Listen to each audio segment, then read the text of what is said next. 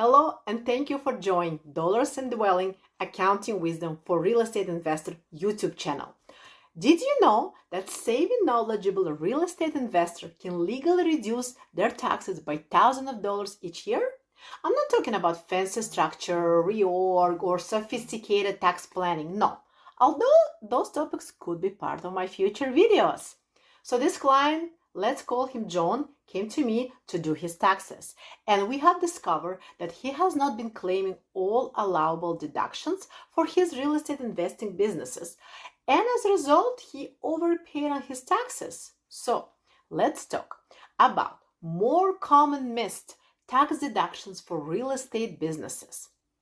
Of course, in John's case, he has been deducting very well-known common expenses such as property tax, mortgage interest, repair and maintenance expenses, but never thought that he could have been deducting much more. But you don't know what you don't know, right? So let's look at what he could have and should have been deducting all those years. John is forever student. As many as us real estate investor, he is taking different real estate program courses to increase his knowledge and he pays memberships in a couple of organizations to stay updated and to network with others. He never thought that those membership and those courses could be deducted and could contribute to reducing his taxes. John was able to show that by taking those programs, he's expanding his business. Now he's getting the knowledge that he needs to take the action. He applied the specific strategy he learned in those courses and he buying new property. He is expanding his portfolio and as a result, generating extra revenue. Maybe not right now, but in the near future, he has a very good projection of generating additional revenue because of all that education he been taking all those years. Without those membership and enrollment in this program, he could not have accomplished a lot and he wouldn't be where he is right now. So those programs, as you know, could be very costly. And in John's case, it saved John a couple $1,000s just by claiming those memberships and those courses. When you buy a property, unfortunately, you cannot claim the total cost of your property in the same year, but you could deduct a bit every year. That's called depreciating your property or in CRA language, claiming CCA, capital cost allowances. The only caveat is that you will have to pay taxes, called recapture, on the amount of the depreciation you've been taking during all those years of ownership once you decide to sell this property, assuming your property appreciates in value.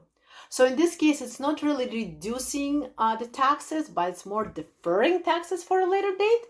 But having money now could help John to buy other investment. The dollar today is worth much more than the same dollar in the future. So that's why we like to defer. Why not to claim that depreciation to pay less taxes now? His son helping him with property management and some social media work. Alternatively, John could hire a company to cut the grass or work on his social media. But his son was interested to help John. There is nothing wrong with hiring your family members to help in your business. Many of us really like our kids to continue our legacy, to be involved in the business. And basically hiring them in our business is one way to get them involved. He paid his son a reasonable amount, not more than what he would have paid to the external contractor.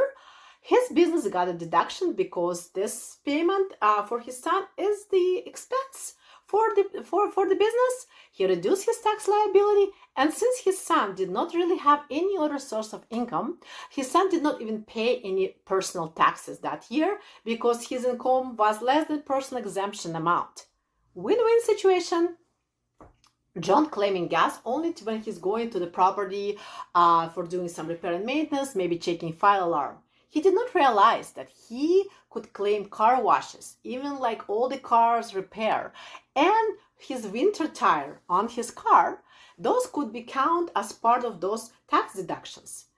And his trip to numerous meetup with potential investors, seminars could be deducted too. Of course, he would need to keep a great log mileage of all his trips and receipts. John's business is not as big enough, right? He is just starting, so he cannot really afford to buy or rent an office. So he was working from his home office, searching for property, talking to the investor, getting all the paperwork done. He could and should have deducted those office expenses. However, you have to be very careful how much space from your home is claimed to be for your business, so you not jeopardize your primary residence exemption. Well, in John's case, it was okay because it was approximately 10%. His office was 10% of the total of his house. Also, if you're working from the kitchen table, you don't really have office or an extra room, you can't really deduct the home expenses. It should be a room, ideally, to be eligible for deductions. You will be deducting utility costs, taxes, phone lines based on the size of your office, of your room, compared to the total of your house. John is using HELOC line of credit from his primary residence to buy properties now. He has been paying a lot of interest, especially in this rising interest climate.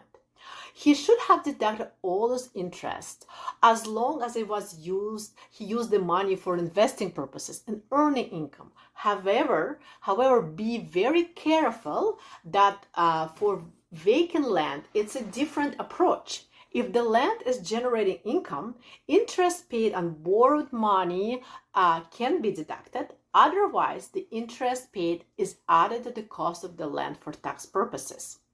If you're deducting interest on money borrowed, make sure you keep a clear paper trail showing that the borrowed funds were directly used for purchase income generating property or used for income generating activity for investment purposes. Those are just a few commonly missed deductions.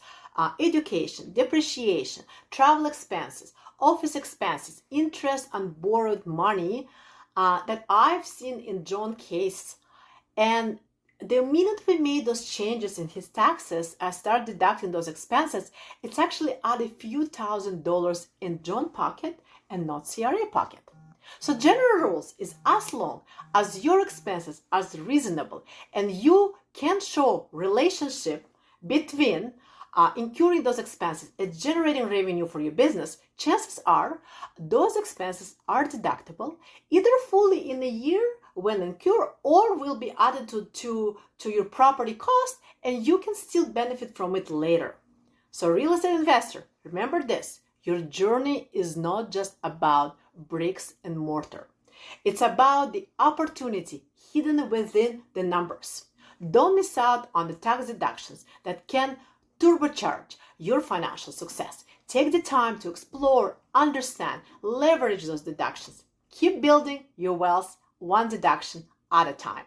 Join me, like and subscribe to stay informed and pay less tax and make most of your real estate investment. See you in the next video.